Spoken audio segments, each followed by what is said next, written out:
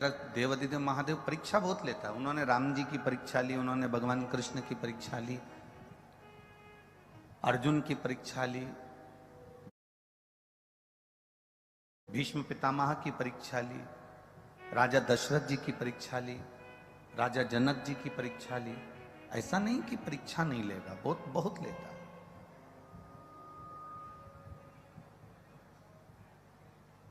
त्याग शिव महापुराण की कथा अपन सब श्रवण करने के लिए बैठे हैं।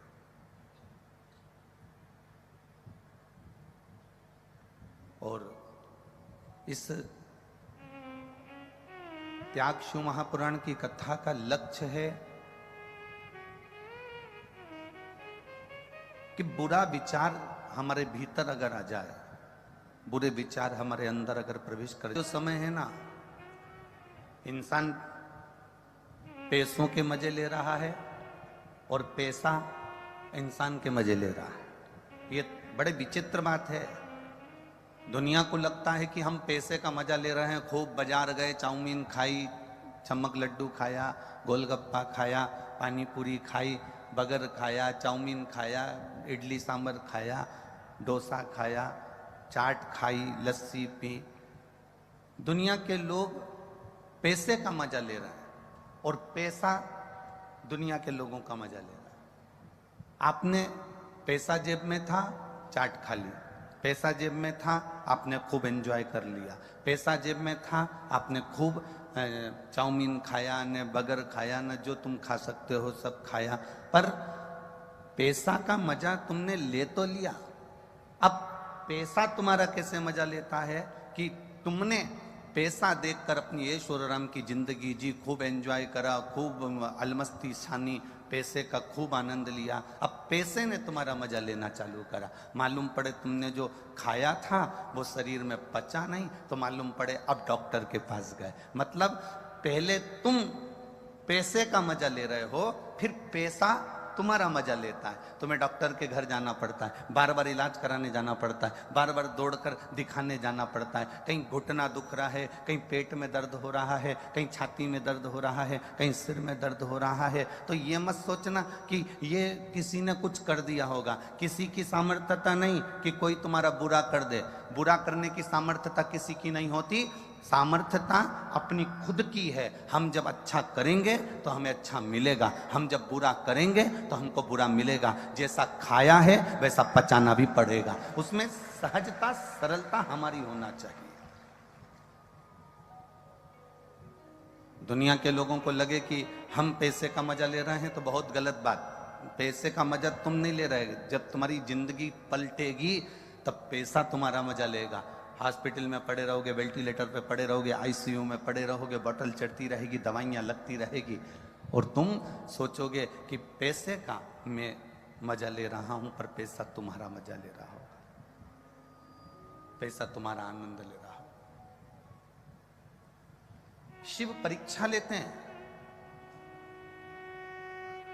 आप लोग लाखों की संख्या में यहां पहुंचे हैं। आप में से कई लोग ऐसे होंगे जो तुम्हारी पड़ोसन कभी 2 अगरबत्ती नहीं लगाती होगी, मंदिर नहीं जाती होगी, देवालय शिवालय नहीं जाती होगी, परंतु उसको सारा सुख भगवान ने दिया होगा।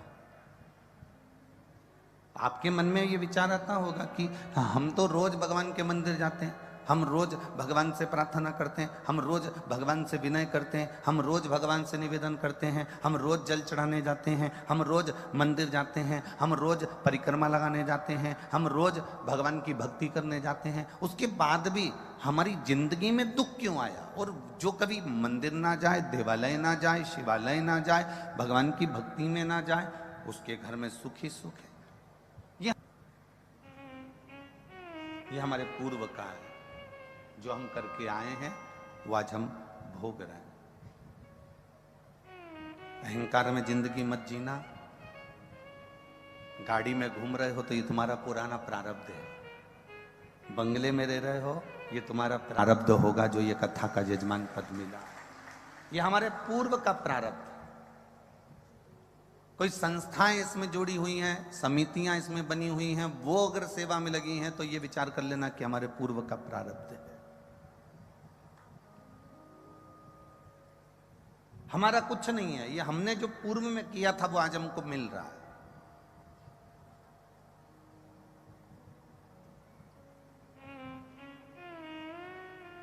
इसलिए पहले भी कहा, मत बुरे कर्म कर बंदे वरना पछताएगा।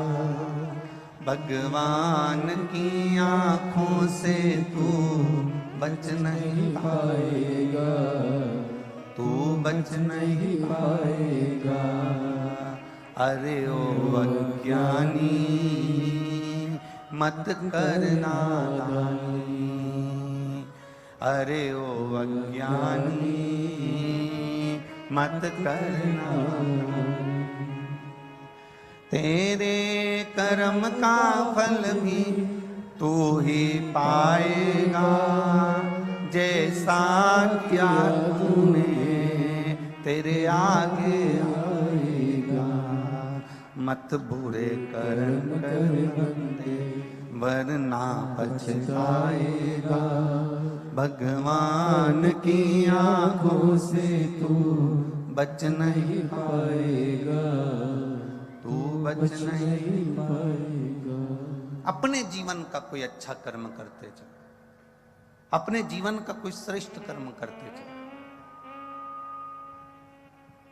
तुम्हारे मरने के बाद तुम्हारे परिवार के लोगों ने कितने लोगों को खाना खिलाया, तुम्हारी आंख बंद होने के बाद तुम्हारे घर के लोगों ने कितने लोगों को भोजन कराया, उससे मतलब मत रखना। यहां जितने बैठे हैं ना, कई लोग बड़े खुश होते हैं, हमारे ससुर मरे थे तो हमने 500 लोगों का खाना खाया, हमारी सास मरी तो हमने हमारी पूरी समाज का भोजन करा, हमारे दादा ससुर मरे तो हमने इतने लोगों को खाना खिलाया, इतने लोगों को भोजन कराया। इस भ्रांति और भ्रम में मत जियो। आंख बंद होने के बाद तुम कितने लोगों को खाना खिला रहे हो उससे मतलब मत रखना।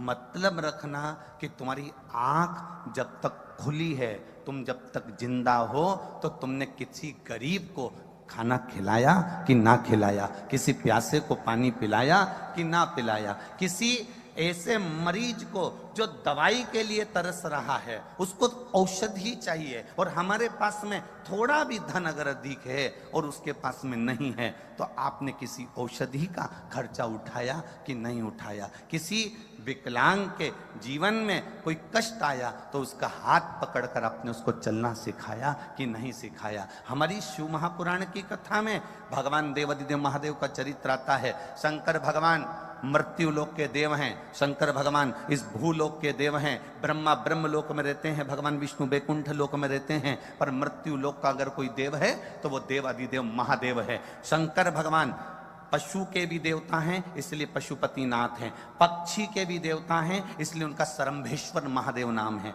सरंभेश्वर महादेव नाम क्यों पड़ा? गिद्ध रूपी पक्षी का रूप धरकर नरसिंह भगवान को उठाकर उत्तराखंड की अलकनंदा में डाला था, इसलिए उनका नाम सरंभेश्वर है। पशुओं के देवता हैं तो वो पशुपति नाथ बने, पक्षियों के देवता हैं इसलिए सरंभेश्वर नाथ बने, मनुष्यों के देवता हैं इसलिए देवाधिदेव महादेव बने, शिव बने, और देवताओं के भी देवता हैं इसलिए शिव तत्व को प्राप्त किया। असुरों के भी देवता हैं, अधिदेव महादेव। नेत्र बंद होने के बाद तुमने कितने लोगों को भोजन कराया वो मायना नहीं रखता। तुम्हारे मरने के बाद कितने लोगों ने खाना खाया वो मायना नहीं रखता। मायना ये रखता है कि तुम्हारे नेत्र खुले हैं, तुम जिंदा हो, तब तक तुमने कौन सा परमार्थ का कार्य करा, तुमने कौन सा अच्छा कार्य करा, मूल वह है।